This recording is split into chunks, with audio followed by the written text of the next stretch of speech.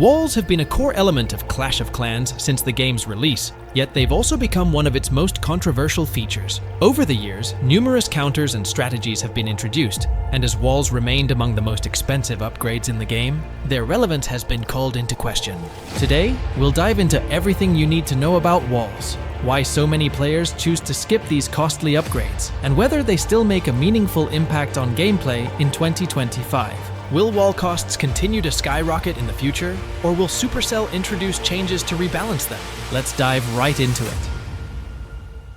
There are many underwhelming defenses in Clash of Clans. Take the mortar for instance, that can't even hit its target, or even the cannons, which deal only slight damage to ground troops and are frequently used merely as tanking towers by suing them to protect other defensive structures. At least the cannons have a merged version that's incredibly helpful against pets when attacking alongside heroes. Meanwhile, walls just stand by, watching the attack unfold, either being brutally demolished or simply remaining in place as the enemy effortlessly 3-stars the base. Over the years, countless strategies and counters have emerged, leaving walls with little to no chance against most assaults. And while that might not seem like a major issue, after all, they look good and can subtly influence troop pacing in key moments. There's one huge drawback: they're incredibly expensive. Their cost can reach up to 8 million gold per piece, which means that upgrading all walls from level 17 to level 18 costs around 2.6 billion gold. Furthermore, to completely max out your walls, you'll need nearly 31 million per piece. In total, that comes to over 10 billion gold elixir for a fully maxed wall setup.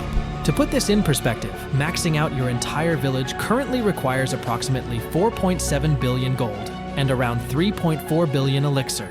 So you end up spending more than half of your earned resources on walls over the course of your playtime. If you assume a typical loot of 1 million gold and 1 million elixir per attack, which isn't very common, it would take roughly 9,772 attacks to gather enough loot to max out your village, and over 5,000 attacks at 1 million per attack would be required just to max out your walls. Now, if we assume a player can attack 500 times a month, a generous estimate, as many players attack less frequently, even though rune values and variable loot can help, it would take around 10 months of grinding solely to max out the walls. Of course, there are events and strategies that can speed up this process. Buying the Gold Pass, for instance, provides a 20% discount, and special events, like the anime season or Hammer Jam, reduce costs. You might also receive some gold runes and wall rings to help along the way. Still, if you want to max out all your walls without playing smart, it will take months of dedicated effort. But honestly, that's not such a huge problem. You're still progressing. Even though you may never fully max out your walls, you'll still have a solid base. And for a free-to-play player, the sense of not reaching complete max level is far from critical. The real issue is that the overall value of the walls is just incredibly low. Back in the early 2014s, and probably still in the lower town halls, walls were extremely important,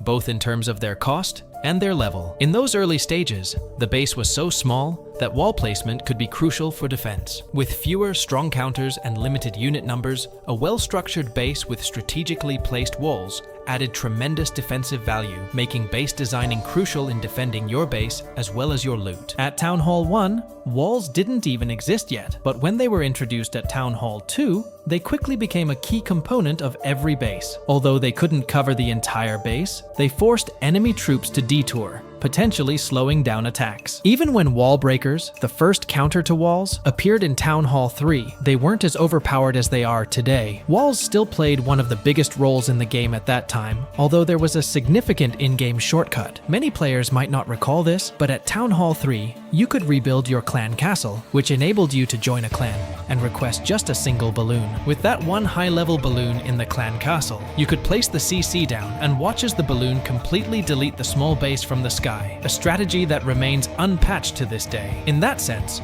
walls didn't always offer huge value. However, because not many players knew about this tactic, and because you could only use it every 10 minutes, their importance was still appreciated. When air troops and hog riders were introduced, these units largely ignored walls. However, at that time, air units weren't particularly strong, and hog riders didn't have enough hit points to survive against a maxed town hall. This is why these strategies required other troops to support them. With the later release of golems and the Barbarian King at Town Hall 8, walls once again became a significant part of the game. Tanks were slow. They couldn't simply break through a wall and had to rely on wall breakers, and more crucially, jump spells. By using jump spells exclusively for tanks, you essentially sacrificed a rage spell, thereby reducing your army's overall power and making it easier for the base to clear the attacking troops. Additionally, you couldn't take as many spells into battle as nowadays, and base designs prevented players from bypassing large portions of the base with a single jump spell.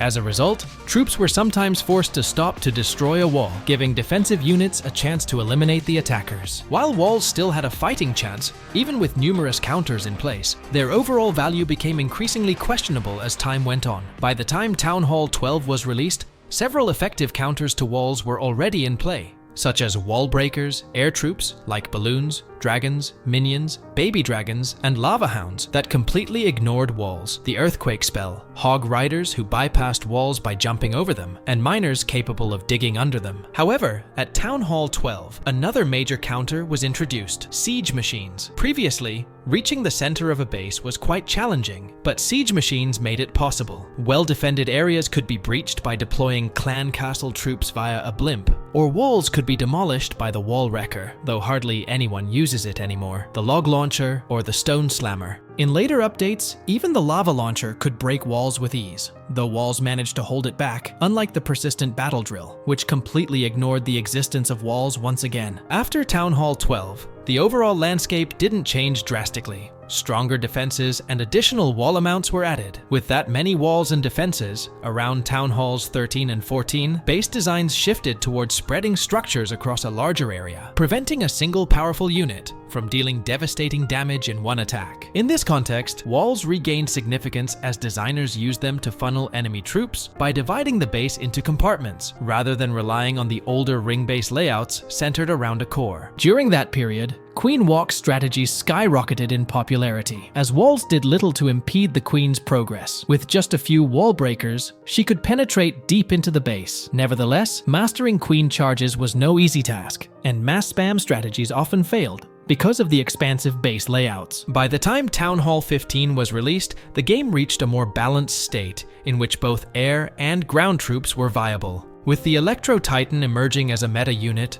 walls became even more valuable. They slowed down mass Titan attacks, even though, prior to its nerfs, Electro Titans could literally demolish bases. After the adjustments, Town Hall 15 arguably became one of the toughest levels to master, and walls became one of the most important elements of the base. But then, Supercell struck again, and this time crushed everything to the grounds.